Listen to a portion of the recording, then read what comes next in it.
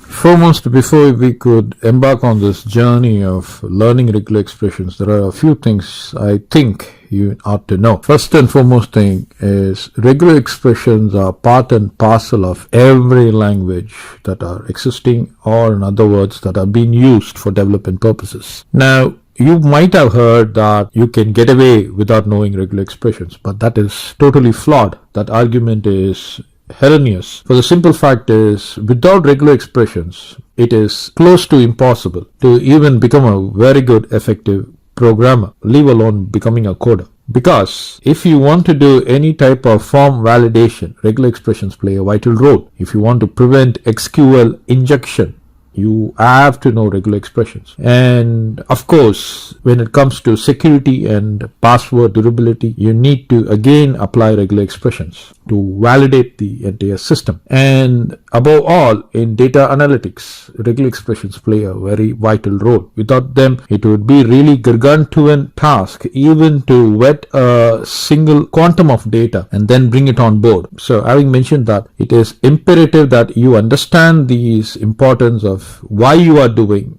and why you should do these things. And having mentioned that, I hope you have a very good experience. And remember that REGEX play a very vital role when it comes to an industry selecting you. Having said that, I wish you the best. Thank you. Students, in this class we would be studying about regular expression. Now, foremost, before we could start off doing questions on regular expressions, first we need to understand what regular expressions are. Now, let me read this to you. Regular expressions, they are also called as REGEX or REGEX patterns, are essentially a tiny, highly specialized programming language embedded inside Python and made available through the RE module. Now, using this little language, you can specify the rules for the set of possible strings that you want to match. So in other words, what we're trying to do is we are trying to get the match from a string. It can be anything. You can either be looking for an email match or a certain pattern match, or even some commands that are there in the string. So in short, it is actually a language within a language. So this is the understanding that we need to have before we could get into solving, or in fact using, regular expressions in our program. Now, you might be asking this question: why should we use regular expressions to write code? Why not I use the ordinary Python? Of course, you can use ordinary Python. That the only difference is that if you were to use Python alone, the objective would be reached, but the execution time would take a bit longer. In other words, using regular expressions, your time for executing the code would become drastically less. So now let us head to our environment, the PyCharm environment, and let us consider a string. In this case, I'm going to be considering this string x is equal to 123.432 ABZ 5464 ABZ, and the idea is to locate a pattern ABZ. So for that, what I'm going to do is I need to first check for this pattern. So let me just declare a variable. In this case, I'm declaring a variable on the left. It can be anything. So I'm declaring this variable on the left and I'm equating it to re.compile of r, abz. Now, to do this program, what we need to do is we need to import this re package first. Now, this r is very critical. Now, why is this important? I will explain to you once I complete this program. So what I'm exactly doing here is that I am placing in the pattern that I am interested in to find in the given string, and I'm using a function called as re.compile. This is actually an inbuilt function. Now what this function does is that it converts the given pattern. In fact, this is a string, right? We are trying to locate the string here. It converts the string into a variable, and that is why I'm using this re.compile function. So once I convert this string into a variable, I would be easily able to check it with the following function that is also available. In fact, I'm going to attach a findItter function to the object, and I will be collecting all of the like matches and then store them into this variable match it now. Now after storing this, actually, since if depending upon the length of the string, there can be more than one match, and for all these matches to get them printed, we need to have a for loop. So I'm going to declare a for loop here for a variable, say match checking in match it now. I'm going to print all the match checking. So this will give me the output. If I were to run it out, you can clearly see that I would get all of the favorable matches. In this case, I've got two matching here. One ABC is present here, the other ABC is present on the rear end. Now when you see the output will be displayed in this fashion. So it would give me the starting point of the first character. It starts at 6 and then it ends at 9. Similarly, the starting point of the second pattern, in fact where exactly the second match occurs, so that occurs at position 13 and goes up to 16. So this is the simple output. Now I had promised you all that I will explain to you the purpose of this R being there. So for that, let me just take a small illustration. So what I'm going to do is I'm going to declare a variable x to be equal to, say, /t and string good day. Now clearly we know that this /t means there is a tab there. Now if I were to print x, and if you were to note the output will give you a tab first, followed by the string good day. Now the meaning is tab. In other words, this /t produces 4 blank spaces followed by the string good day. Now what if I had to consider this /t as part of the string? What would I have to do? So in this case, what I would do is I would use a special character called as R. That is why I'm using this R. So whenever we use R before the string, the entire string, no matter we have got a /t or whatever be the special character that is there, which has some significance with our real expression, it would be treated as a string character. That's it. So if I were to print it out, you will get /t followed by good day. So this entire thing, it becomes a single string.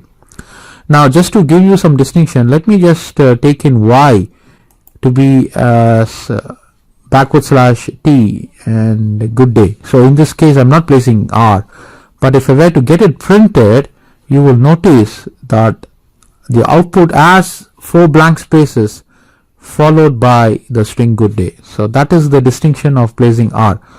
So whenever we place R, what are we trying to tell? Whatever that is included within the parenthesis should be considered as a string, as a part of the pattern that we are trying to locate in the given string. Now let us consider another example. In this case we got a series, or I would say a sequence of websites, and we are trying to look for a specific website in this particular string. Now you might be asking where exactly we would be using such pattern matching. Now imagine that you have a website and you are making some sponsorship to this particular organization, and they are placed in the credits for all those sponsors. Sometimes these agencies can have scores of websites as a sponsors featuring in their list, and it becomes a little bit challenging to locate for your particular website if it is present there or not. Of course, that is very important. And how are we going to do it? Specifically, if there are documents which are running to several pages and it is not easy to scrutinize them immediately. So in that case, regular expression comes in handy. So this is a string and we've got a sequence of websites in that, and I am particularly interested to locate python.com. So as usual, we have re.compile, and within parentheses I am placing R followed by, within quotes, I'm placing the desired pattern that I wish to locate, and clearly you can see that the number of websites featuring is high. So using this method, or I should say using this function, we would be able to locate that required website in no time. So all you need to do is place that website, pycent.com. This is what I'm looking for, and following it up with the backward slash and a period. Now I'm looking for backward .com, right? So I need to place that backward slash dot followed by com. So this is the entire website I'm looking for. Now I'm placing the backward slash dot because that dot, that period, should also be considered part of the string. So as a whole, this pattern should be matched with the given string. So that is the exact idea. So this would be converted into a variable, and a for loop is created to print in this particular pattern, and wherever this pattern features in the string, that position along the start position and the end position would also be printed. So let's run it. If we were to run it, then the output, this is the output that we have got. So clearly there are 3 occurrences of the website pycent.com in the given string, and the position is 0 to 10, 40 to 50, and 70 to 80. Now after handling this example, let us just step up with our usage of regular expressions.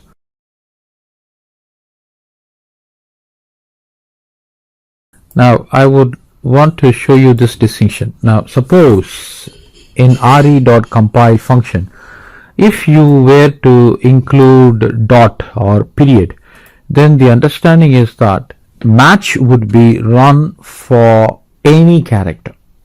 That is the meaning. So that is exactly what you're seeing here. So running the match for any character, if you want to run the match for any character, then all you need to do is to place a dot there and run the program.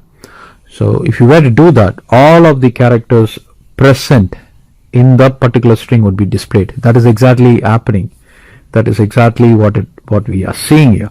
Now this comes specifically handy in securities. There are several applications where this can be used, and having mentioned that, let us move on. Next example, I want to use a specific type of regular expression. So this is placing the word com within square parentheses.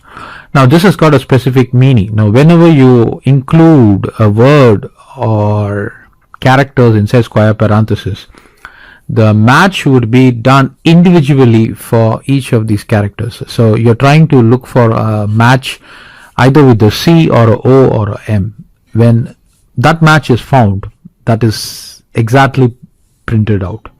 So we are not looking for com as a word, but we are looking for com as each individual based characters.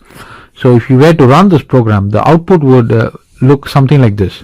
So that is the meaning of this. So in other words, there is a lot of distinction between using a word or a pattern, I should say, within square parentheses and not using square parentheses. So when I would show it to you in the very next illustration what happens when we don't use square parentheses. I'm taking the square parentheses out and just simply placing the word com there. So in that case, the match is done for com as a word, not as character, but as a word, as a single word.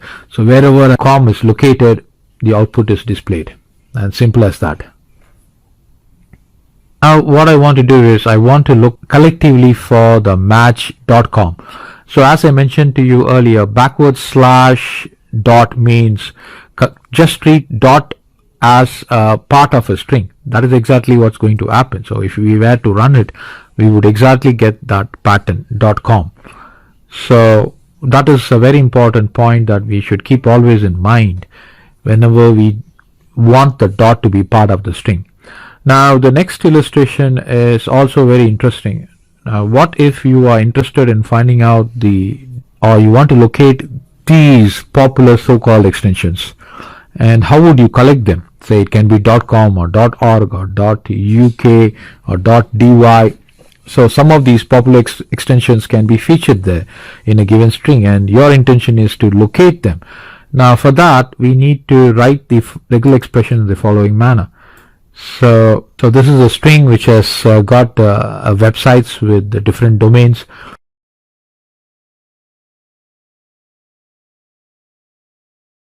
So to start off, we start off with the square parenthesis, and then we want to make sure that the characters are from A to Z.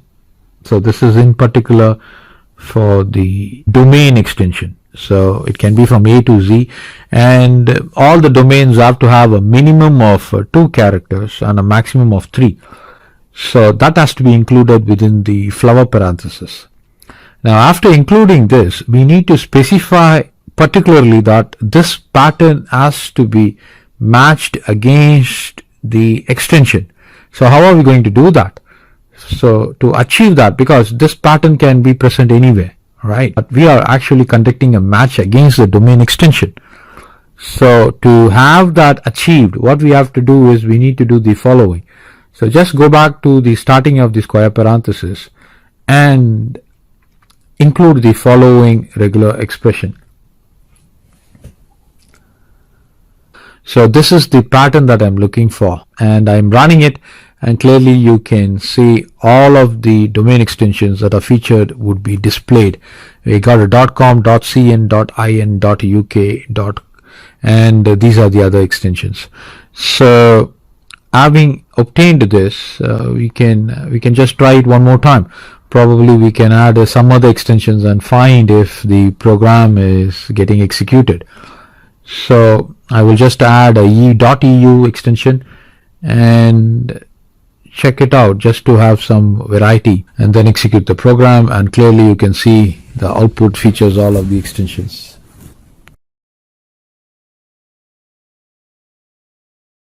Welcome students, in this class we are going to learn the difference between find it method and find all, and also we are going to learn how to extract a particular part of a domain. So how are we going to do that? Now we got this particular string and it has got domain of this fashion, py123 underscore send.com and so on, and code123 underscore a6.cn and so on.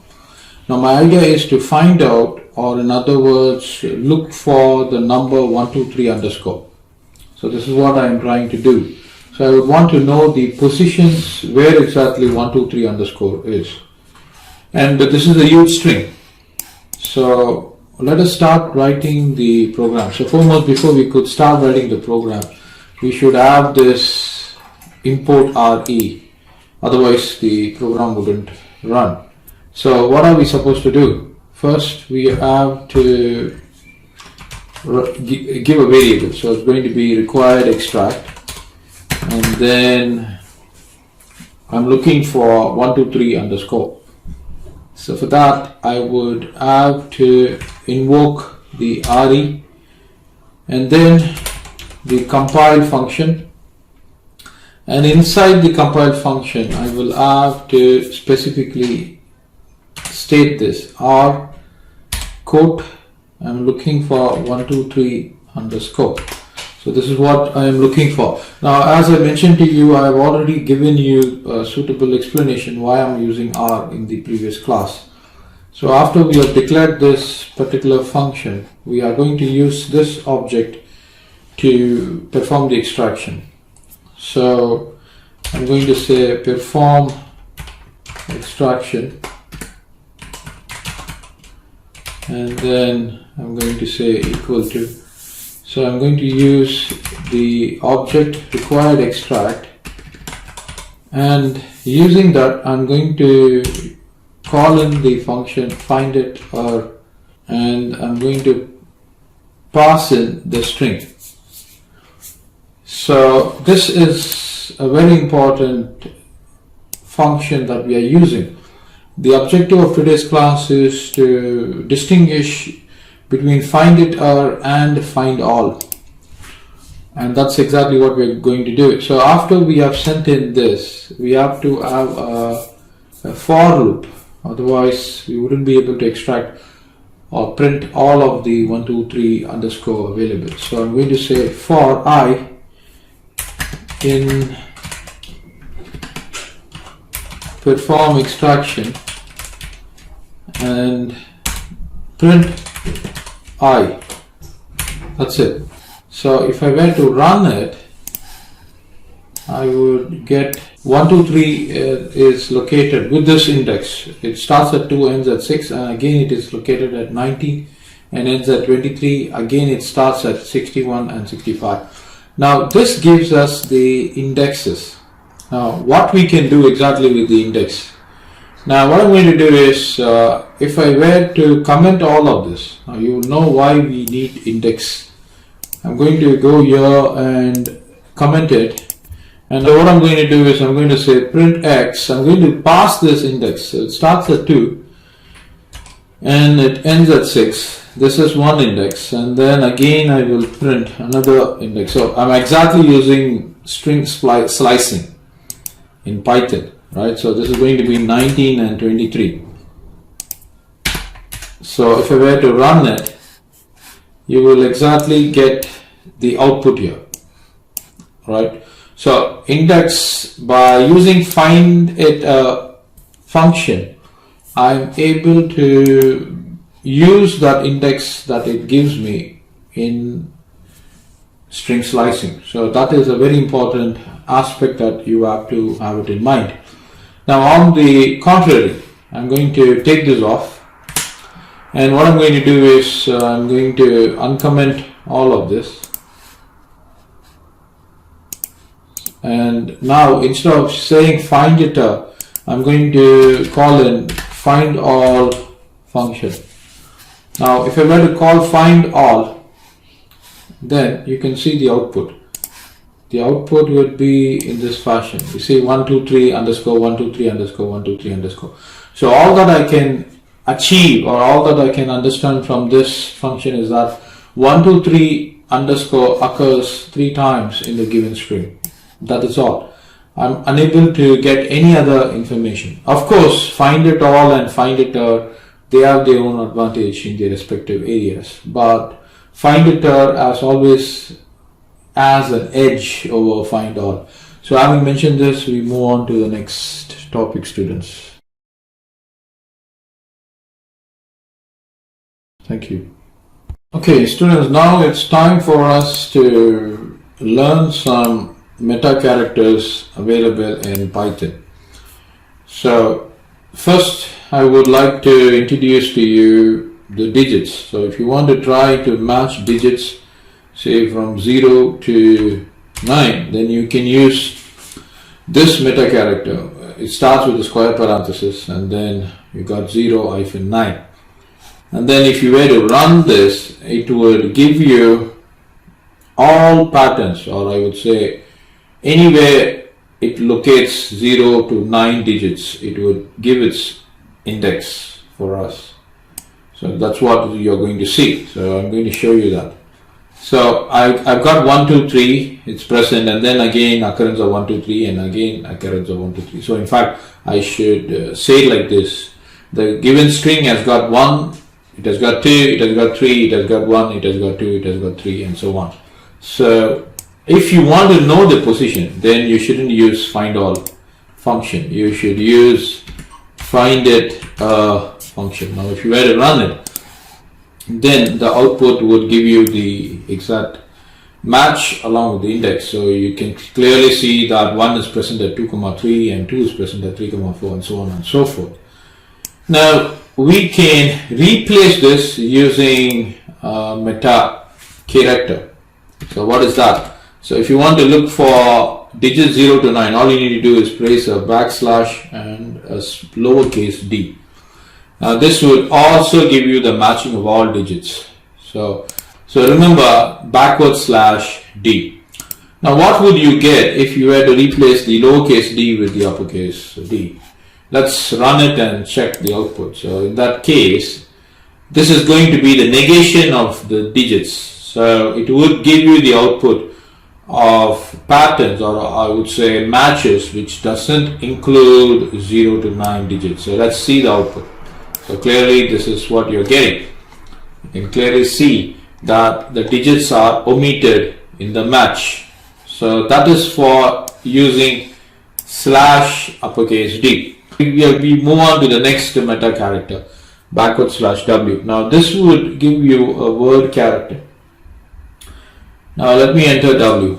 So and see what exactly can we get with /W. So this is exactly giving us the one that we got for the previous output.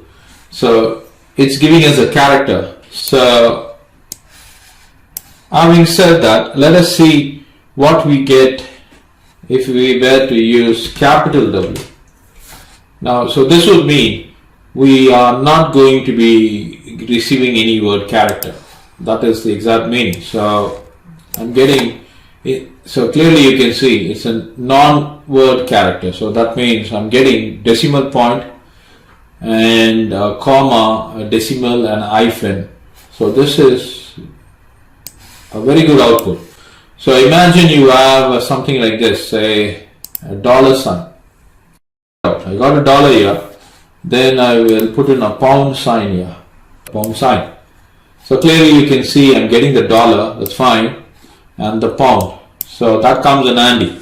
So if you want to look in for patterns which have got a dollar and a match, or non-word characters which can be anything present in or anything allowed in Python, then we can always use this meta character /W. Now the next one is capital S. Now capital S means non-white spaces. So for example, if there is a space, I'm giving a space here. So this is going to look for non-white spaces. So that means this complete space would not be considered. So let me show you that. So let me give a space here, one space there, and probably I'll give a space here. I'm running this. So capital S stands for non-white spaces. So if I were to show you the output, we're getting characters, and we are getting also digits. We're getting also hyphens, but we are not able to get that space. So if you were to look at it, let me show you where the space is. I've got a space as 0, 1, 2, 3, 4, 5, 6, 7, 8, position 8. So that position 8 would not be there. You see that 7 to 8 is there, 8 to 9 is missing. Now what I'm going to do is I'm going to have these spaces here, and then I'm going to change this capital S to lowercase s, and then I'm going to run it. So it means it will only give me white spaces. So whites, wherever I've got a white space. So I've got a white space 0, 1, 2, 3, 4, 5, 6, 7, 8. At position 8 I've got a white space. And probably this would also be featured here. So I'm running it. See, I mentioned to you. Next we are going to look into the meta character that is connected to word boundary. Now if you were to see the string here, we got Pycent and then Pycent, Pycent, Pycent together, and then a Pycent.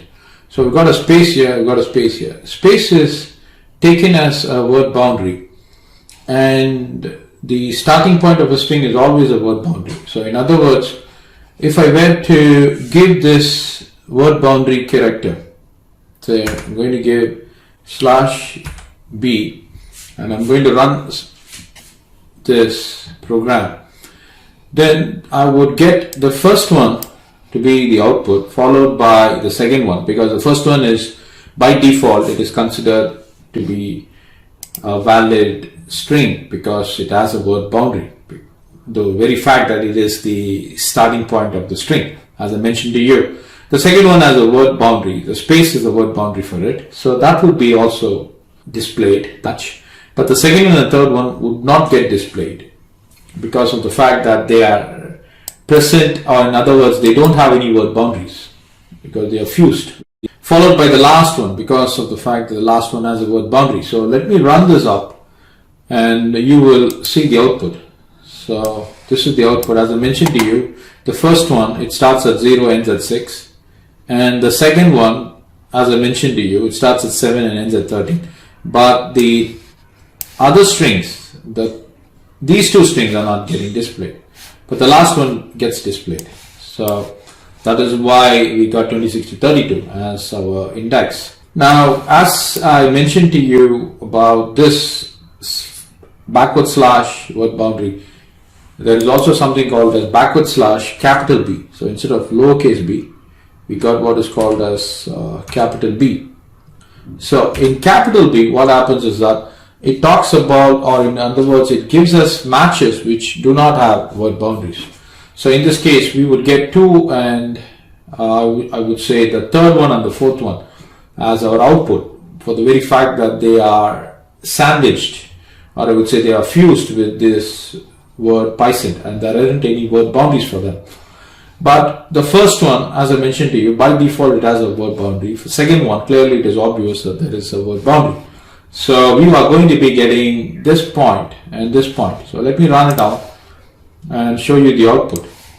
So clearly, as I mentioned to you, 13 to 19, that's the third one, this one over here, and the fourth one immediately 19 to 25. So that is about the ones with word boundary and the ones without word boundary. So let's move on to the next one.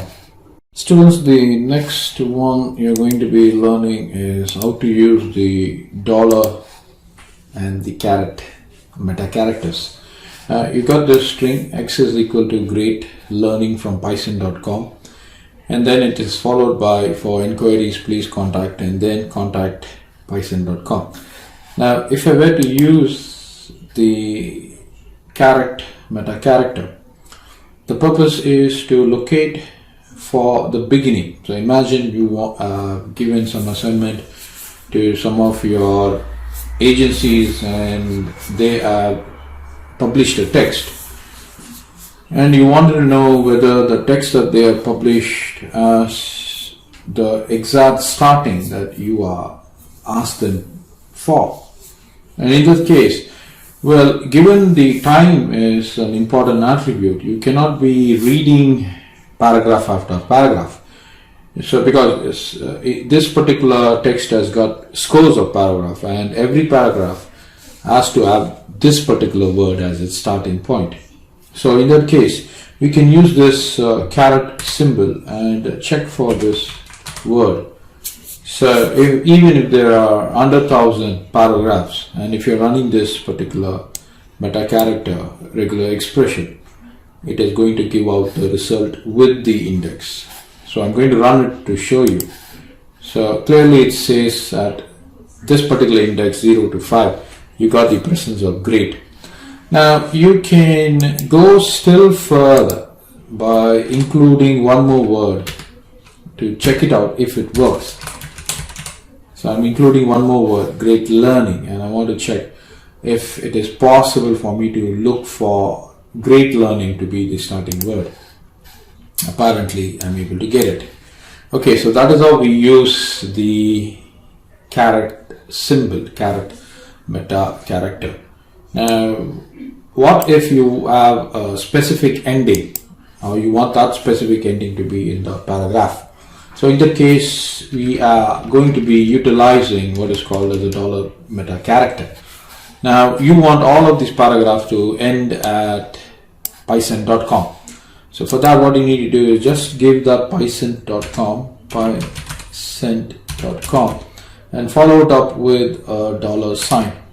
So when you do that and run it, clearly the output would give you, if you have that in the text, all probable matches which are ending at python.com.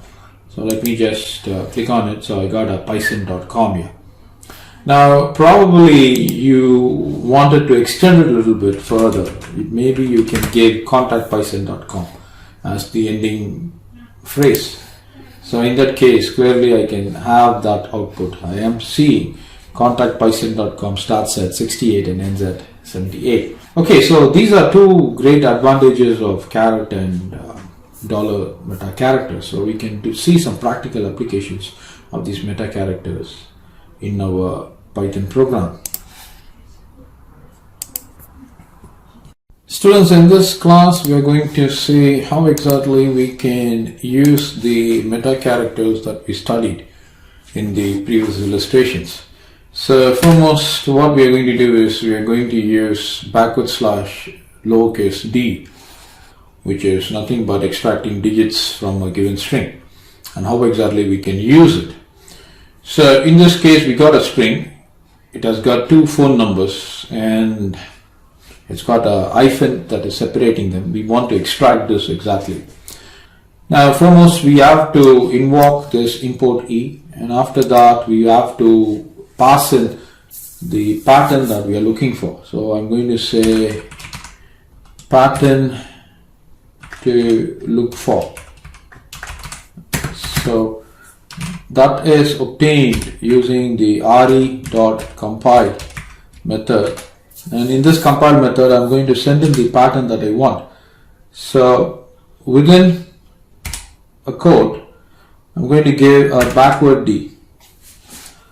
Now after that I am going to search this in the string x. So I'm going to say pattern check is equal to, so I'm going to pass in the object pattern to look for, and then I'm going to call in the function find it function, and we have to look the particular pattern in the string x.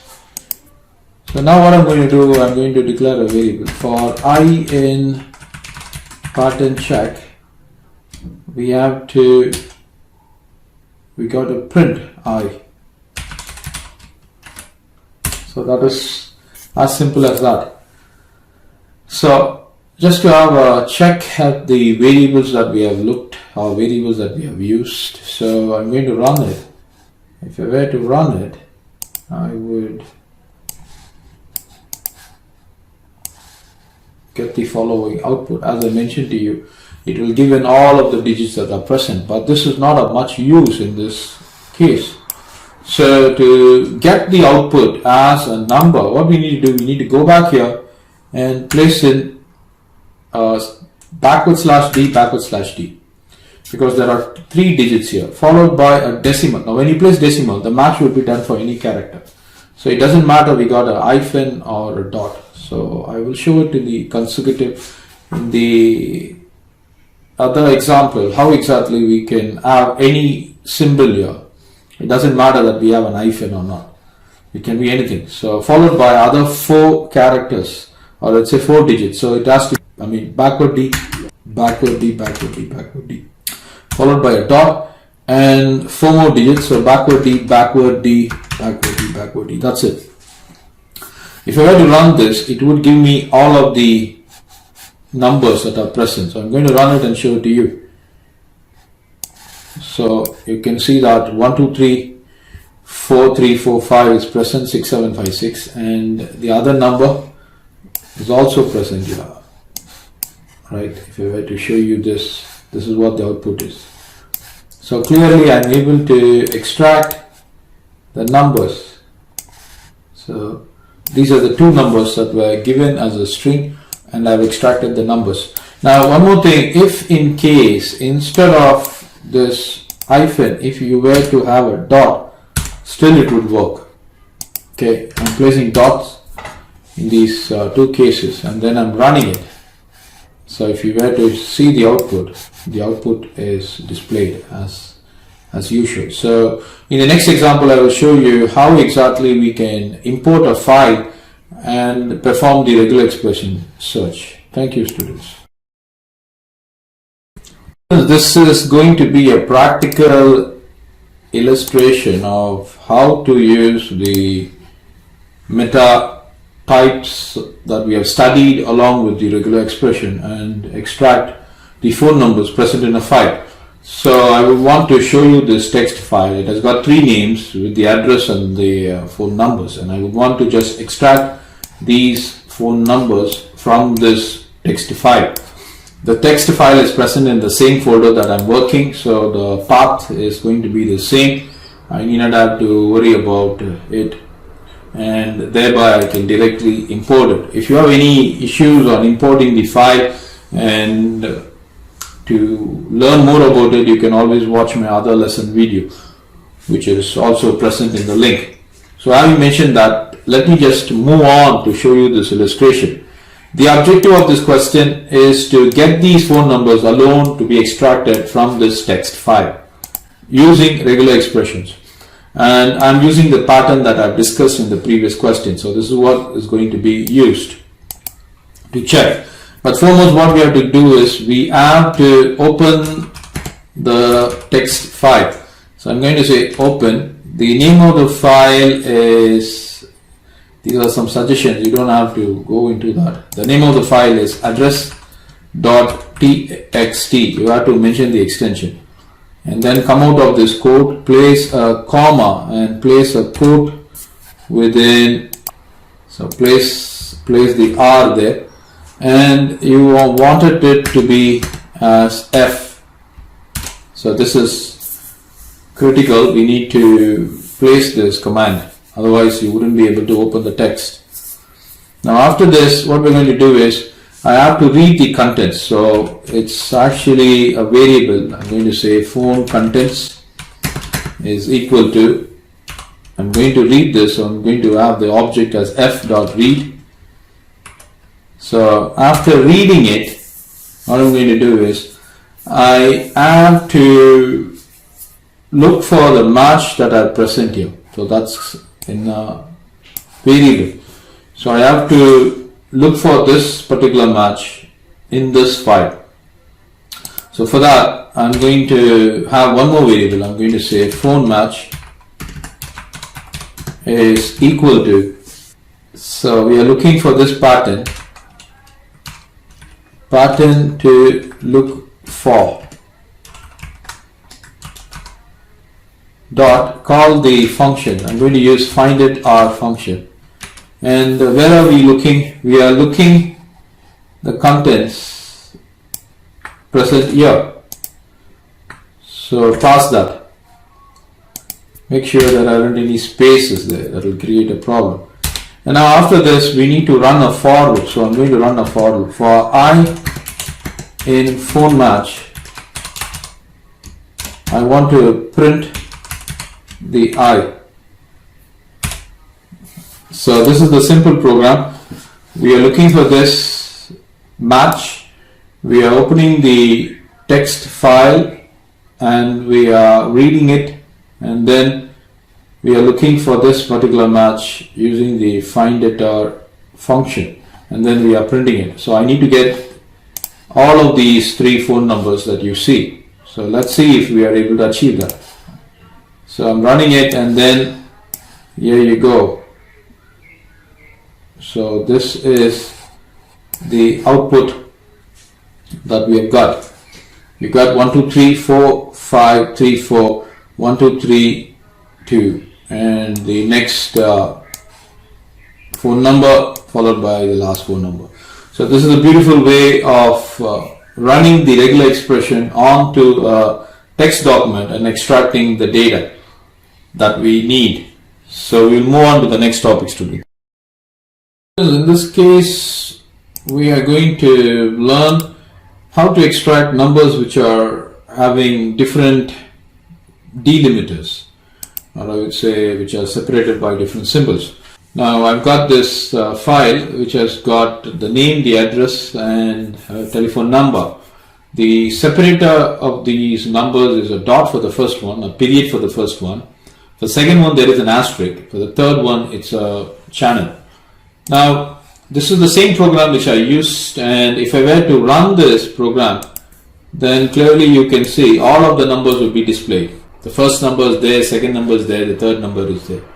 Now if I am dealing with data sets which are really huge, then this particular method would not be really appreciated, because it would just throw out all of the data numbers that are present, and that would be huge memory loss. It will clog up the memory, so it will be a different task for us to again sort it out. Now in this example, what we are going to do is we want only those numbers which are being separated by an asterisk. So how do we achieve that? All you need to do is just go there, use this special meta character type that we studied, open a square parenthesis, place the asterisk symbol and close it. and then go to the other set, delimiter, remove the delimiter, open the square parenthesis, place an asterisk sign and close the square parenthesis. Now the meaning of this is I want those numbers which are being separated by an asterisk sign. Simple as that. So I run it. The output would only have that number along with its index, which has an asterisk in between. So this is exactly what we've got. So let me show you that. So this is the number 103 asterisk 4534 asterisk 10321. Of course, this is the number we've got. In fact, the number has got 3 and 5 places, but I'm only getting 4 places because I have not introduced one more decimal D. I need to get 5 places. I need to include a backward slash and a D. Okay, so if I were to run it just for the sake of consistency, you'll clearly see that number is also displayed. So the understanding is even if you miss out one backward slash D, you're going to lose out that part of the data. So we got to be careful when we are using this specification. Now let me check out if I'm able to get those numbers which have got a channel separating them. So I'm going to give a channel here followed by a channel there, and I'm going to run it. So if I'm going to run it, clearly you can see the output is exactly the number that is present with the channel 503 channel 4534 channel 00321. So this is the number we have got. Now what if you want those numbers which have got a channel and a period? Okay, that is a very important question. So I'm going to use a channel and a period there. So it has to be a period, a channel and a period. So I need to get those numbers which have got a channel or a period. So that is the understanding here. So if you were to run it, clearly you can see that the first number has a period separating them. So that is exactly what we have got here. The second number has a channel separating them. Now just to complete this off, what if I'm looking for numbers which have got a channel and asterisk? So let me give that together and see. A channel and an asterisk, a channel and an asterisk. So if I were to run it, so I'm getting those numbers which have got channel and asterisk displayed here. Now, just for the sake of consistency, what I'm going to do is I'm going to introduce, just for the sake of differentiation, I'm going to introduce one more number. Say, I'm going to say Jekyll, or I'm going to give 101 or 102, something like that. And then instead of this channel, what I'm going to give, another sign, ampersand here and an ampersand here. So what I'm trying to do is, I'm going to save this first and let me check it out. Those numbers which have got a channel, a star and an ampersand. So let me give one period. Let me check it out if the output is there. I'm running it. Yes, so I'm getting output. If I were to use 3 of these meta types characters, then I'm getting all the 3. So let me try with the ampersand. So instead of the dot, I'm giving an ampersand, and I'm going to run it. So when I run it, yes, I'm getting the numbers. So this first number has got an asterisk, second number has got a channel, third number has got an ampersand. So this is a fantastic way by which we can get all of the numbers that we had wanted. Welcome students. In today's class we are going to see further illustrations of how we could use the regular expressions. Now we got a question here. We have got x to be equal to multiple phone numbers. You got 800 727 9901, and then another one starts at 700, and the third one starts at 900 and proceeds on. Now you are expected to extract from here only numbers which starts with 700, and you only want 700 and probably 900. So in that case, how are we going to handle that question using regular expressions? So foremost, what I would do is I will declare a variable. I will say phone underscore sort is equal to re.compile and I want to start by giving the requirement. Now when I am giving the requirement, we are going to use the meta types. So first what you do is the first character that you want to search. I want to search for a 7. If I don't get a 7, the first character can also be 9. This first set of characters that you're giving within close parentheses often denotes the first character that you're looking for. So it can either be a 7 or a 9. So move on. Next you open a square parenthesis. So what is the next character you are going to be searching? You need to specify that. I want to search exclusively for a 0. That's for the second character. So after giving this, move on. What the third character that you're looking for? I want to search exclusively only for a 0. And having given that, after the first 3 characters, you definitely need an hyphen. So place that and then you move on. After that, you can have any numbers that you want. So for that, you give a /D and a /D and a /D. So these are 3 characters followed by a hyphen. And then you move on, and the next 4 numbers can be any numbers for that matter. So it's going to be /D, /D, /D, /D. That's it. So this is the search pattern that you are looking for. Now come out and then you declare another variable. So this is going to be phone data is equal to, now you're going to use find it method, right? To use the find it method, you need that object. So I'm going to use the phone here, phone underscore sort dot find it method, and inside find it method the variable that will go is x. So this is what I'm going to do. So what is the understanding? Whatever pattern that you wanted, you have already converted into a variable and you're passing it as, or in other words, you're invoking the method using this object. So this pattern, which is now converted into a variable, will be searched in this X. So that is the basic understanding. So having mentioned that, we need a for loop. So I'm going to declare for IP, something like that.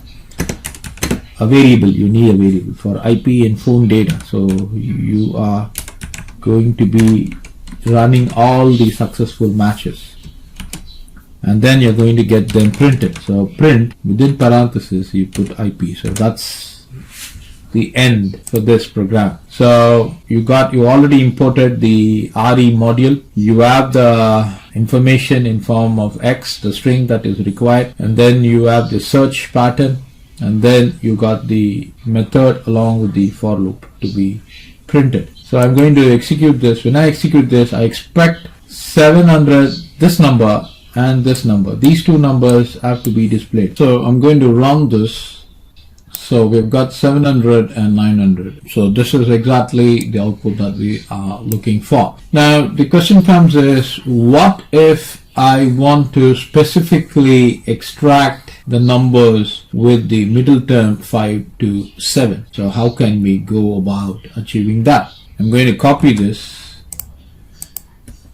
I'm going to give one more number, which is 900, but the only thing is that it's got 6 to 7.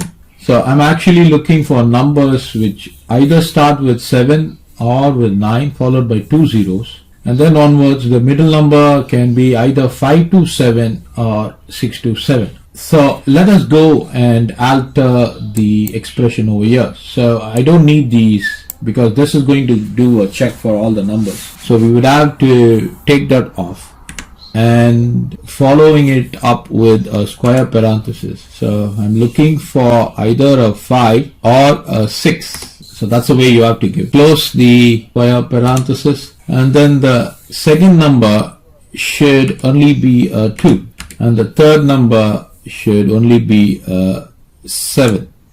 So I'm completing the regular expression. So this is the way it looks.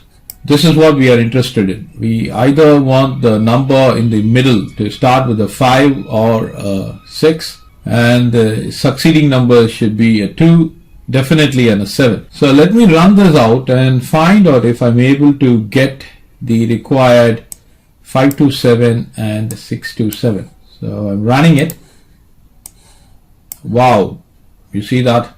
Exactly what we wanted. So Imagine you have a data set filled with scores of data and you are able to perform this operation. That's bravo. So let me just extend this little bit further. Now imagine you are looking for a 2 and a 3. So the number can either be a 2 or a 3. So what would you do? You go to the second term and then you add a 3, right? So just to be a little bit more defined, I have just to change the data.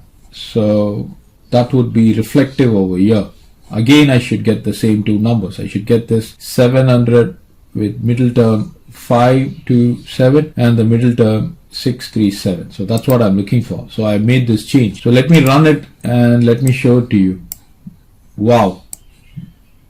So you see that? Boom.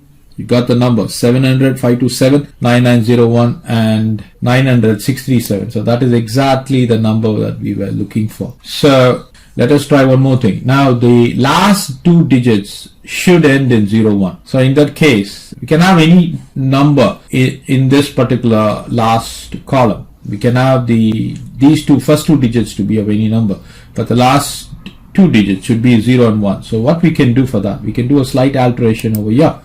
So just come over here and open the square parenthesis, place a 0. So it should definitely be a 0. So that's why I'm just giving one digit there. And the last digit should definitely be a 1. So this is my expression. So I prefer to get this or this, provided of course these conditions are satisfied. So when I run it, you can clearly see, you see that these are the two numbers which satisfy these conditions. So just imagine how much in detail we can sort or we can go into the search. Now on the contrary, imagine you are looking for those numbers which also have 9 at the end. So what you got to do? So the last but one digit can be a 0, should be a 0, but the last digit can either be a 1 or a 9. So what you got to do? You got to place the 9 there. That's it. That is all you need to do. So I'm going back here and I'm running it. So I will get the result. You see that? 0, 1, 0, 9, provided these center terms have already satisfied. So we can extend this to any file searches that we want. We can do the same thing in the files or in any data set that we have been given. Just extend it and follow the method that I have shown you here over this particular question, how we are exactly importing the file and then we are reading the file and then using a for loop to generate this. So this is in detailed search, and you can do this irrespective of any separator. So suppose you think there is a different separator, you can either do that, you can include another separator and then execute the question. So this is a beautiful illustration where we have touched upon multiple possibilities. Students, let's do the next example in regular expressions. Now we got an interesting question here. Now I've got 4 additional data. So one is milk and you got a number, fish it's a number, food is a number, and veggie is a number. So I want to get milk, fish and food, but I don't want the numbers which start with veggie. I want to totally get rid of them. I only want to collect those numbers which have got the prefix as milk and fish and food. So now the question comes, how are we going to get that? Now, as you had listened to the previous class, I have introduced a specific meta character called caret. Now, there are two uses for caret. We can use caret symbol outside the square parenthesis or inside the square parenthesis. When we use the caret symbol outside the square parenthesis, it is actually works as an inclusion. When we use caret symbol inside, it acts as a negation. So that means outside it includes that particular character which you are looking for. When you use caret symbol inside the parenthesis, it will exclude that particular symbol or that particular character you're looking for. So that is what I'm going to use here. So I've not touched this code, the few lines of code. The only thing is that I have gotten rid of the prefix for this particular regular expression. So let's start it. So I want to get rid of this veggie. So what I need to do is I have to start with the square parenthesis, place in the caret symbol and the letter V. I don't want anything which starts with the letter V. Now after that, of course, the next second character can be any letters from A to Z. I need to include that, otherwise I wouldn't get the result. After the second character, the third character can be anything from A to Z, and the fourth one can also be any character from A to Z, any letters from A to Z. So you make sure to close the parenthesis. If you don't close the parenthesis, your result would not be what you wanted. So I just want to make sure that this is a lowercase v. Yes, it is a lowercase v. If it is uppercase, we wouldn't get the result. The rest of them, they stay as they are, so there isn't any change. So this is the regular expression that we are searching for, and the output should not include this particular telephone number. So I'm going to run it and show you the output. So clearly you can see we got milk, we got fish, we got food. So we got milk, we got fish, we got food, and we don't have any numbers including this. Now in a large data set, this can consist scores and scores, because the first 4 characters can be veggie. The last I would say you got what, 4 plus 3, 7 characters can be any other number. So that would be giving you a list of all stores which are selling vegetables. So you don't want that data set. So you can avoid that data set with this. So this is the first point that I would like to show to you. The next knowledge point that I would like to shine light on is, what if you also wanted to include these numbers that are present here? Say, what would you do? So in that case, what we need to do is, we are looking for those lists which also includes these numbers, the 700, 800 and 900. So for that, what we need to do is, after the first digit should not start with B, what we can do is we can add a list of numbers. Say for example, I can always add in 0 to 9 here. Okay, if the phone number starts with any decimal digits, the first, the second and the third, but of course since we are not dealing with 4-digit number in the previous section, it's all on 3 digits, so we will get a search, but, or I would say the search would have a slight variation, but we will get the search, because all that we are saying is we don't want the first digit, or I would say the first place, to start with V. So that means it can start with anything else. That is the understanding, right? But the second and the third and the fourth conditions clearly states that you can either have the second digits from A to Z or 0 to 9, the third digit from A to Z or 0 to 9, the fourth digit from A to Z or 0 to 9. So that means all these numbers would be inclusive in our connectivity or in our program. So let me just show you that. I'm running it. Of course, these 2 conditions should be satisfied. Condition for the second set of digits and the condition for the third set of digits. Those conditions should also be satisfied. So hence we see this output. So we have the first number 700. Of course, that was the number that we were using. So that is this number, obviously. And the second number is also included. The second number is 967. I would say it's not the second number. In fact, it comes as the 4th number in the list, 900, 637 and 2909. So this is a wonderful way of extracting what we need, and that too, we have not written any extensive Python programming. You have to understand one thing. If I were to write this by hard coding, it would really take a good lot of time, for the very fact that I need to check each and every digit and then give in the code. But with regular expressions, all I'm doing is just a single strand, and boom, you can just use this single strand to wet scores and scores of data. Of course, I have shown you how to import a list in the example before, and with that technique you would be able to scan through tons of data items.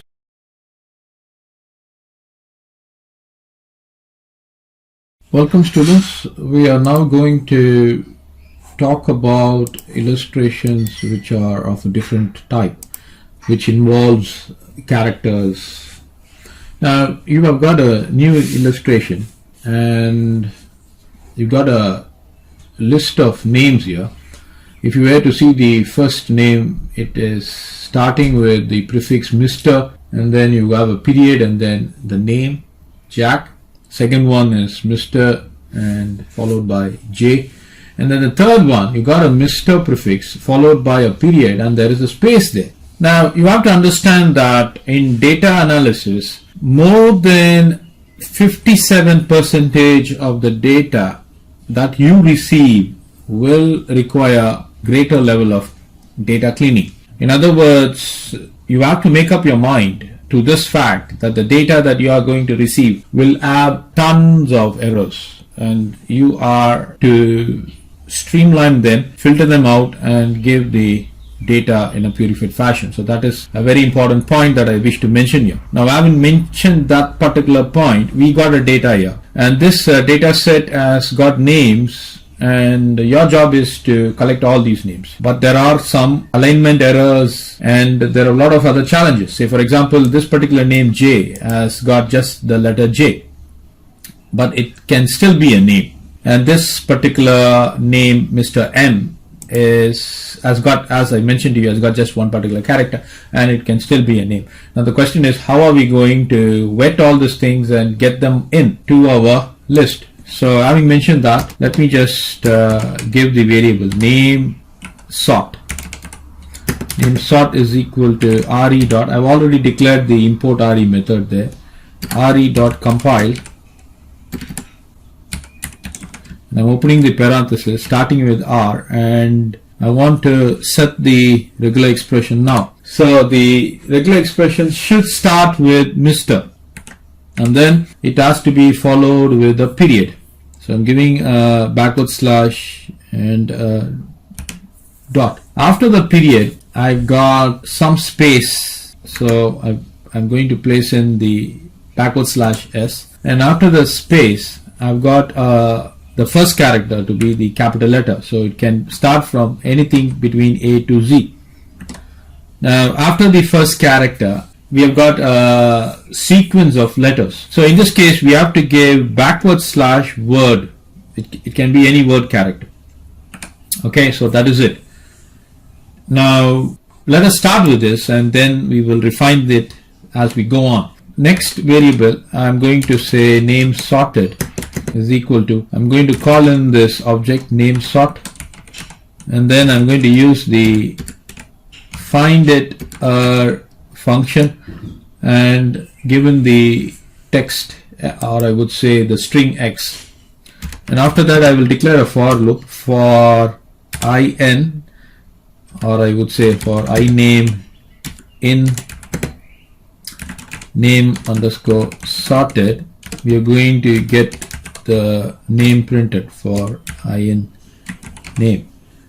For example, let me just change it to underscore, just to avoid some confusion, because certain times there are certain reserved characters and names and strings. We have to be careful with Python. I'm going to run this. When I run it, I'm getting output as Mr. KE and Mr. KE. So let's get that sorted out. We have to stop only with W. This is what we have got, just one word we have got. So if we want to have a sequence of letters, we got two options. I'm going to say plus there. Now when I give plus there, it would mean one or more. So definitely there should be one or more. So I'm going to run this. If you were to see it, this is what you're getting. You're getting Mr. Kevin and Mr. Kelvin. That is fine. Now in this case, you have to understand that there are other names which are present. Say for example, you got J, Jack, M and J. Now let us just focus on J. Now this satisfies the first condition.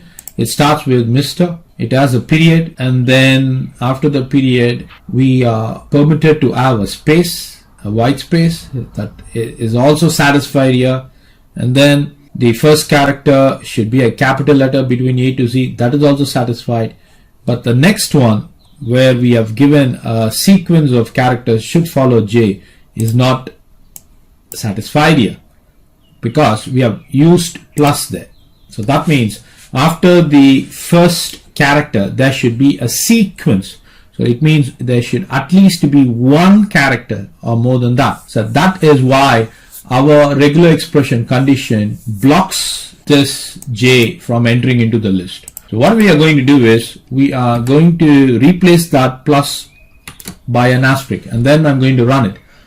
Let me see the output now. So clearly you see that the J has now featured. So the first condition, we have made some considerable improvement on that. The second condition, again we had made some improvement, and then we have reached the third condition. With the third condition, we are able to get 3 names in our data set. Now let us go back to the list and see what are the names that we have missed. Apparently we have got these 3 names, but we have missed out on Jack, on J, and on M. So why did we miss out? We missed out on the fact because we have given here space. There should be a blank space. That is what we have given. But we are making this condition to be mandatory. In other words, a space is mandatory for the list. So that is why we are blocking this name M, we are blocking J, and we are blocking Jack. So because of that particular condition. So we shouldn't be blocking it. So what we need to do is we have to release the block.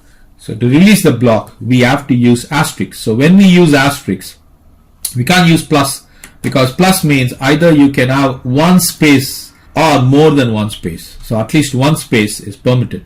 In other words, you have to have at least one space to go on further. But I don't want to use that plus sign, but I want to use asterisks. Whenever I use asterisks, it means that I can have either no space or more than no space.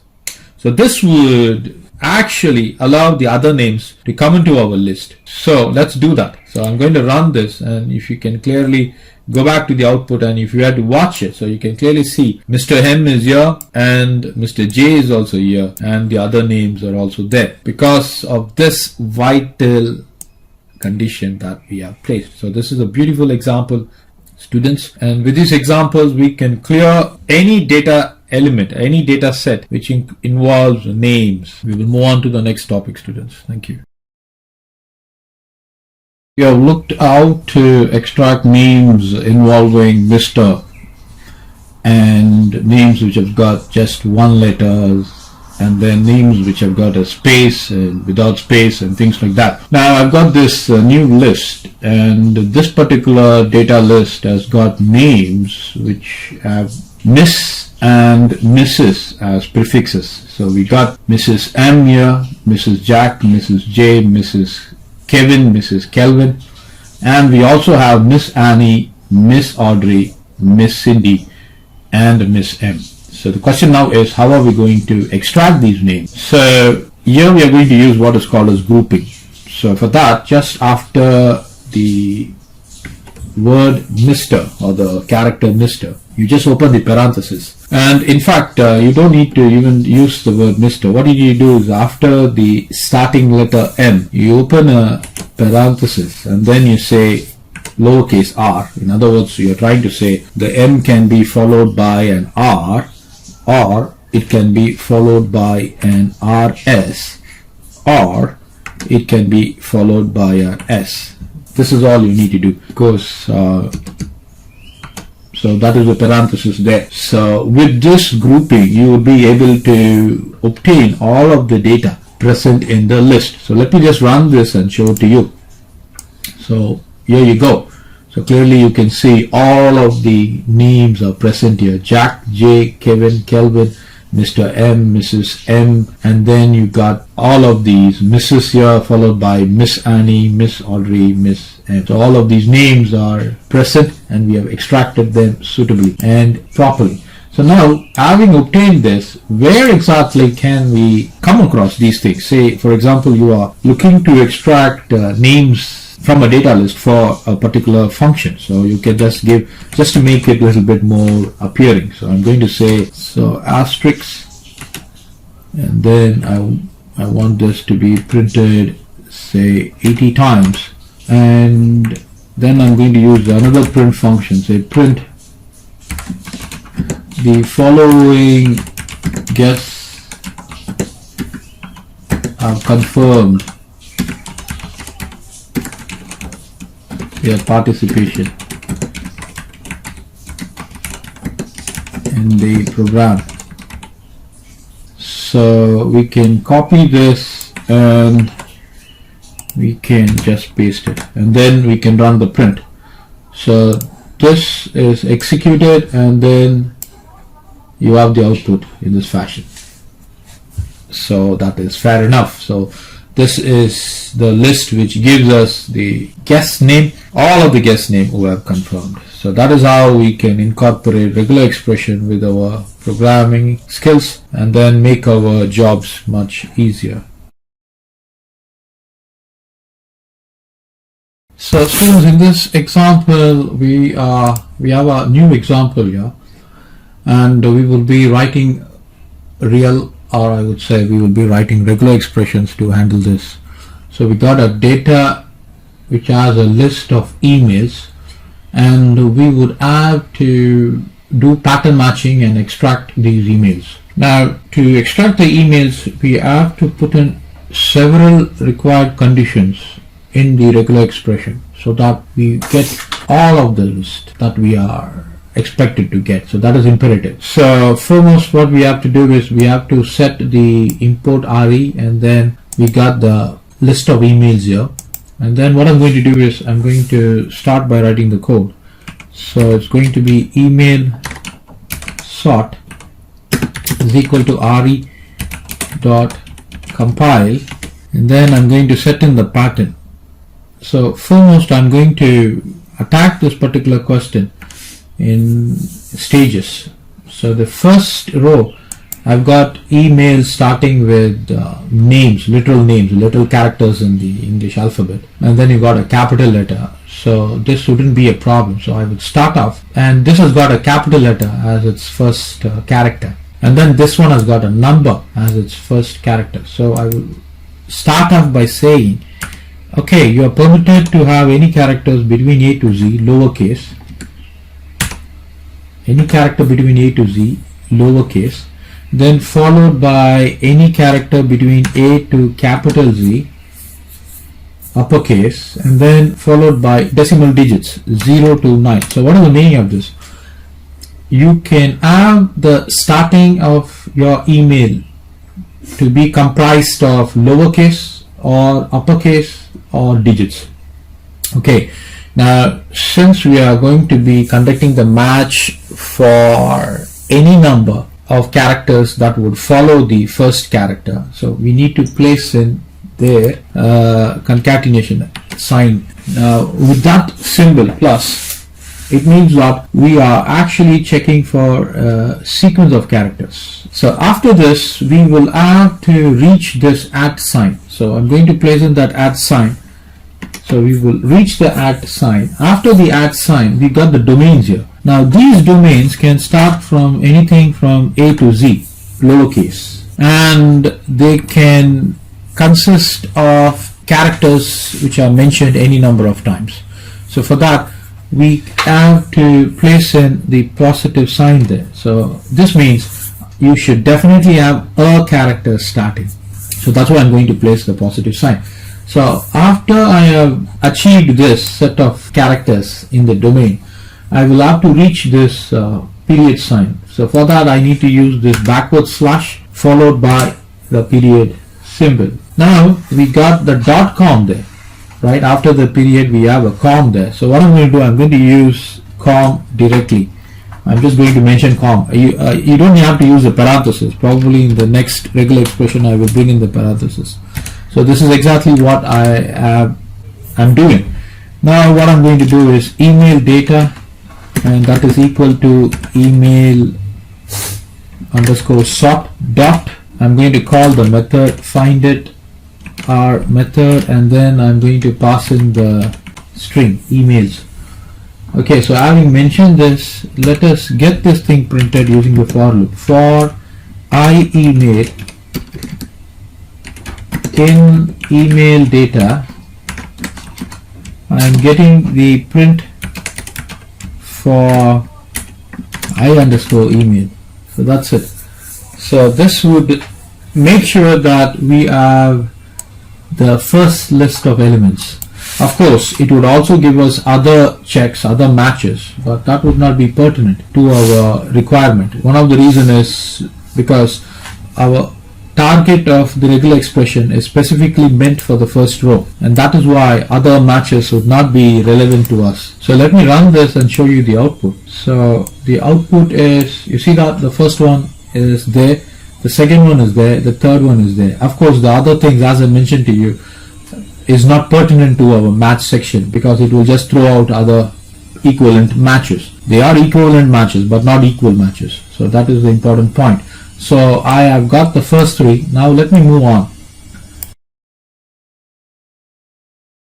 Say for example, this satisfies our requirement. So the first character can be anything. I would say it can be a digit or a character, and then it's got a com, or I would say the domain is also taken care of. The only thing is that the extension. In this case, we are falling short in the extension. So let me do the grouping here. So I'm going to open a parenthesis and I'm going to say, if it is com, fine, you take it. If it is cn, fine, you take it. If it is ru, fine, you take it. And if it is .org, see for example, in the previous case, this exactly satisfies us, but it has an org there. So let me also include that org. And I will run the program and you will be able to see all of this required domain or emails would be in our favorable list. So let me just run it and show it to you. So the output, you can clearly see the first three are there, that's fine. The second one, as I mentioned, .cn, it's also featuring, .ru, it's also featuring, and .org, it also features, but the rest of them are not relevant to our requirement. In other words, they are not the searches that we are looking for. So now let us move on to the other ones. So the first row is done, the second row is done, the third one, you see there is a hyphen after the first character searches. There is a hyphen there, and we have to take care of that hyphen. So we have to also include that hyphen. Now if I were to include that hyphen and show you the result, clearly you would be able to see that this email is captured along with this email also, because we have clearly included here the list of digits that can feature the characters as well as the lowercase and the uppercase. So let me just run it and show it to you. So we are particularly looking for the third row. So let me execute it and show you the output. So the first three elements are there. That's the first row. The second row is there, and the third one, this is exactly what I was talking to you about, 7 John -m.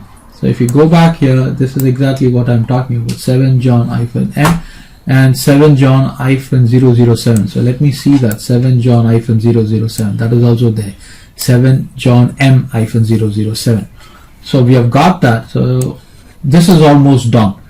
The third row is already hit. Now what is remaining is the period sign. See, if you can clearly see, we are not, or in other words, we have not targeted these.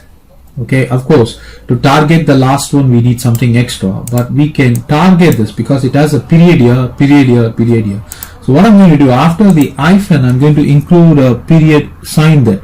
Now if you want to include a period sign, you can directly go on and put the period sign here in this case.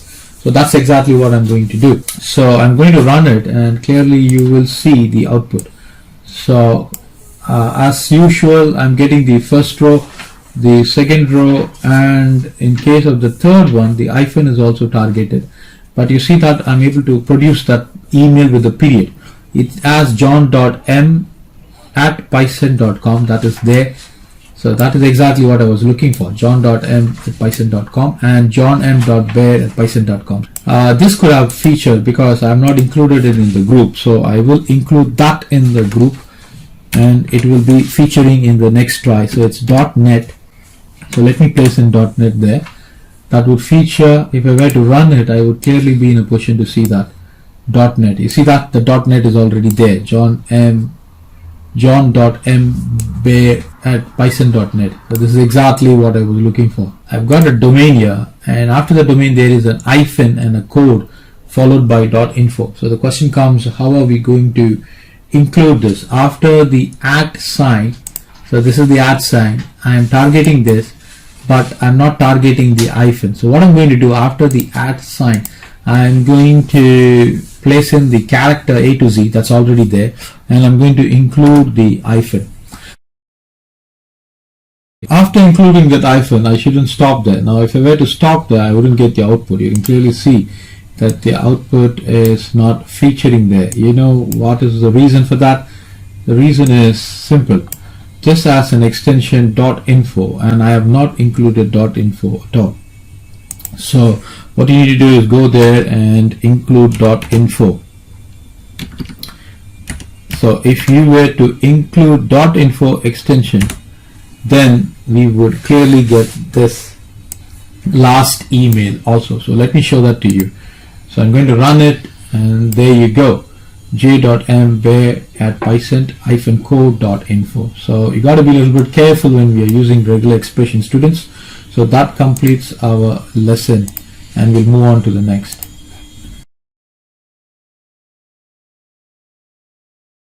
Students, we got one more part to finish off with regular expressions. Now if you were to see this, we got a sequence of domains. The first domain is https:// followed by www.gowaters.org. The second one is https:// and then htmlwhale.com, and it's so on. So there are two other domains. Now what I wish to draw your attention is that the first domain has a prefix of 3 W's, while the second domain doesn't have any prefixes of those W's. Now we will have to extract that. Now frankly speaking, there are two different types of domains here. One with www prefix and the other without that prefix. So we will have to extract them. So let us go on and start our coding. So what I'm going to do, I'm going to say first domain lookup, and then I'm going to say re.compile. I'm going to start with R and starts with HTTPS. So I have to put in HTTPS, and then there is a colon, and then 2 forward slashes. So we will have to place in the slashes. So those are the 2 slashes, and then after which we have got 3 W's. So I'm going to just place in those W's, www. Now we got a period. So to get the period, we got to give a backward slash and a period, and then we got sequence of characters, word characters. So for that, I'm going to give a backward slash and a W, and at least there should be one character. So it's going to be plus there, and then I have a period. So that takes care of the period, and then I've got again I've got .org. Now if in case it is .cn or .uk or something like that, then we should make accommodation for that. So what I'm going to give, I'm going to give a backward slash and a W. So there should be at least one character or more. So I'm just going to give there a plus there. So that would mean there should be at least one character. Now after which I will have to cover it with that quote. So I will have to place the quote. So now the regular expression pattern that we are looking for is completed. So let me come out of this, and then domain data. So that is equal to domain lookup what we have got dot. I'm going to use find return method, and I'm going to pass the string.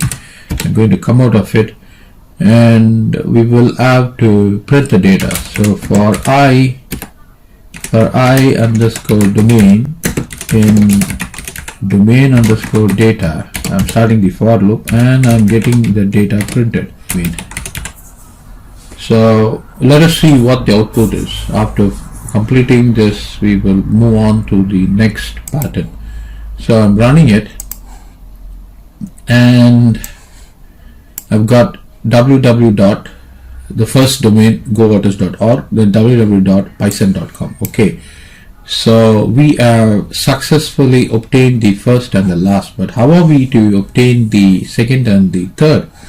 Now if you were to say for example, I have placed a www and backward slash period. Now if you were to state here, say it is not necessary for us to have these www, and then so you go on to place the question mark there and try this. Let us place the question mark there and let us try this. Okay, again there is no change. So because this doesn't impact anything by placing a question mark outside, or I would say for this particular pattern. Now what if I were to put it as a group? I'm going to place it in a group and I'm going to run the entire match. So let me show you what happens. So again there is no change here. Now why? Because of the fact that this is not the expected match or expected pattern that would be able to tackle our requirement. So there are two things which we shouldn't do, which I have just demonstrated here. So now how are we to get those html-whale.com and SpaceX math, because they do not have a prefix. So for that, just take this question mark out and place the question mark outside the group. Now what happens here? Now what are we trying to do here? We are trying to say here, look, this is the group that we are interested in. So we are placing those things there, www and followed by a period. We are okay if it doesn't occur. That is the understanding when we place the question mark, right? Since we are okay with this, we move on. And what are we looking for the next pattern? We are interested in word characters, but at least there should be one character or more. At least there should be one. So that is understanding for this. And finally, of course, after that we have a period there. It has to, we are following it up with a period. That is necessary because there is no option there. Now with that, after which there is a expected sequence of characters, and we are interested in having at least one there, right? Now let us execute this and check how the output looks. So I'm running it. Now you see that all of the required domains is hit here. So that is the catch. So if you are looking to extract domains, you should adopt this group strategy, whether you want to ignore or whether you want to include. So based on your requirements, you need to do this. So that is about a very important way to look it up. So let me type the group of 0. Now this would give me, if I were to run it, then my output would contain all of the domains. Now group 0, the mentionable point here is that indicates the entire list of domains that we have given. So have that in mind. Now if I were to change that 0 to 1 and execute it, it would give me outputs where www is optional and www is present. So in this case, there are two instances where www are present and there isn't any www in two of those domains. So that one would be considered as group 1. So if I were to run it, the output would indicate those domains which have got www and those domains which do not have. So that is what we are going to see. So clearly you can see that the first one has got www, the last one has got www, the second and the third, they do not have www. So that list would be given to us. Okay, now what is group 2? Now if we were to take away this 1 and place group 2 there, in other words place the number 2 there, then you will see that we are going to be getting an exception. I will explain to you why we are getting an exception. So it says that index error, no such group. You know why no such group? Because there aren't any groups there at all. We just have one group mentioned here. So now to have group 2 there, what we need to do is we need to go back to the code and place a parenthesis there. So now we got group 2 there. So group 2 would be all of those. So we can't include a period there. So if you include a period there, then the output would look a little bit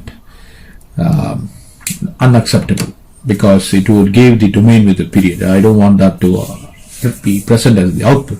I just want the domain. So this is the group 2 and I'm running it. So now you will get the output of all domains just the domains. Okay, it would just print Go Autos HTML space xmath and python.com. Now I haven't mentioned that. Let me also group the other ones.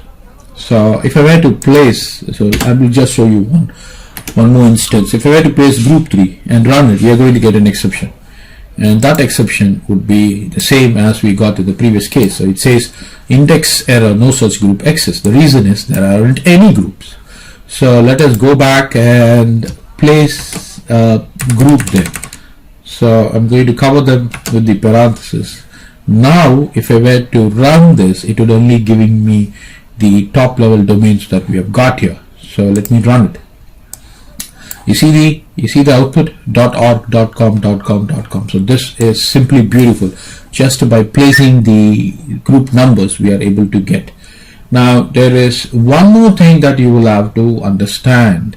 Now we can always call the output instead of using the for loop. We can always call the output whatever that we need. In other words, I can totally comment this particular line, and let me just show you what I am trying to mean. I can just comment this line off, and what I can do is I can simply go up and print the required domains. So I'm not going to use this find data method. So what I'm going to do is I'm just going to use a new function instead of find it r. There is a new function what is called a sub. I'm going to use this sub, and then after using the sub I'm going to send in the groups that I need. So I'm going to start with R, and then open a quote, and then give a backward slash, and then you say 2, and then you close the quote. Now I'm going to show you what exactly it means. Then you place a comma, and then let the X be there. Now when it comes to printing, you can simply print. I don't need all this. All I need to do is just use domain underscore data. That's it. So you can't you have to indent this. So make sure you, because we are not using any for loop here, so we are running it, and clearly you can see that the domains are present there. Go Autos, HTML Whale, space xmath, and Python. Now don't run this without indenting. If you don't indent this, you will get an error. Now what if I want one more group? So I'm going to give a backward slash and 3. What would I get there? I'm running this, and that would produce me the domains with the extension. So this is how grouping works in regular expression, students. Finally, I'm going to show you what is the difference between match and search. Okay, students, now we are going to be learning the difference between search and match. Now I am going to import the RE module, and then I'm going to give a string x is equal to, say, TUUS, try until you succeed. Let me have that as the sentence. So now what I'm going to do, I'm going to say data to be matched. Data match is equal to re.compile of, I'm looking for R, for this word TUS, TUUS. Okay, and then data got some variable I'm giving, so you don't have to be too much specific, but make sure it has got some significance with what we are doing. So that dot, I'm going to use first the match method. So match, in this case, match it with the variable x, and then you print it.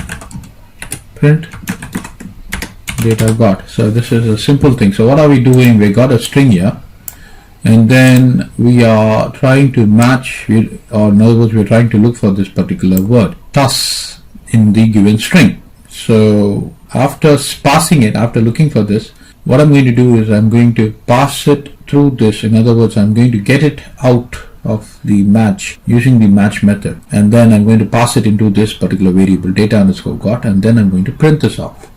So let me just run it and find out the output. So it says TUS is found as at 0, and goes up to 4. So that's fine. So it has matched TUS. Now let me show you one more thing.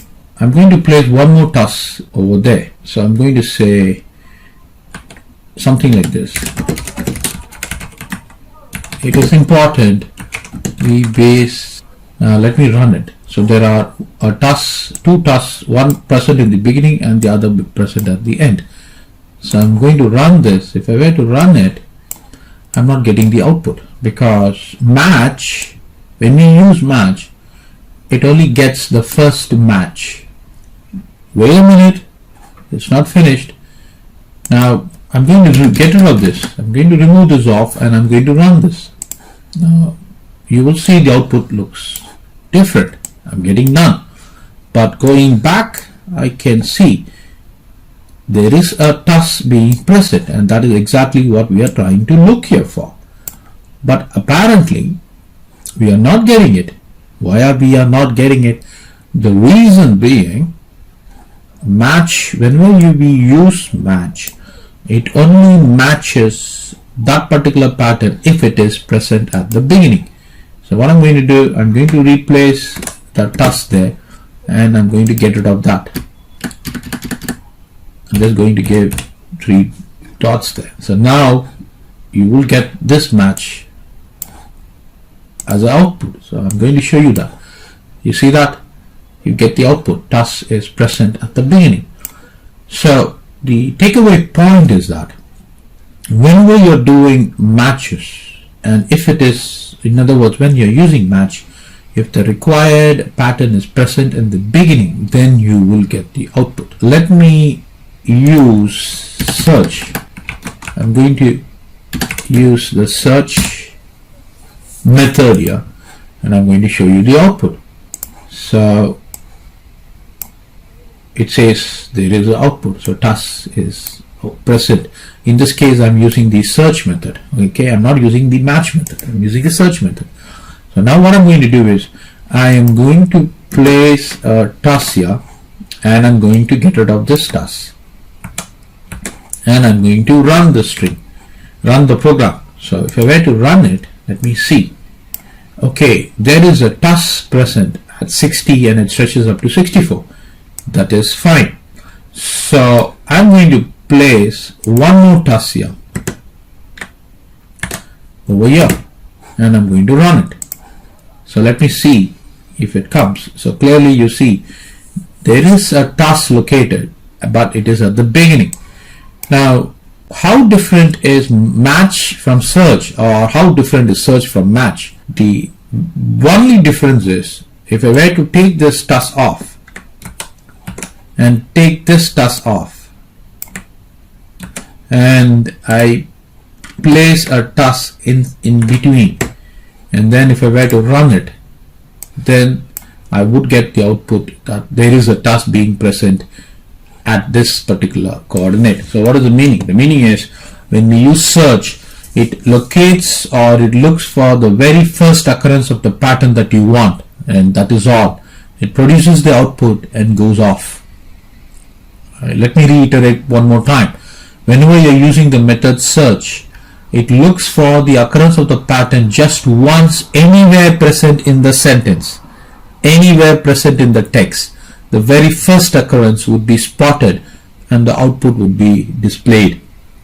Having mentioned that, all of these methods which I've discussed with you, find all, match and search, they all have their own importance based on the requirements that is expected from a programmer or from a data analyst. Use it appropriately and it would do its purpose.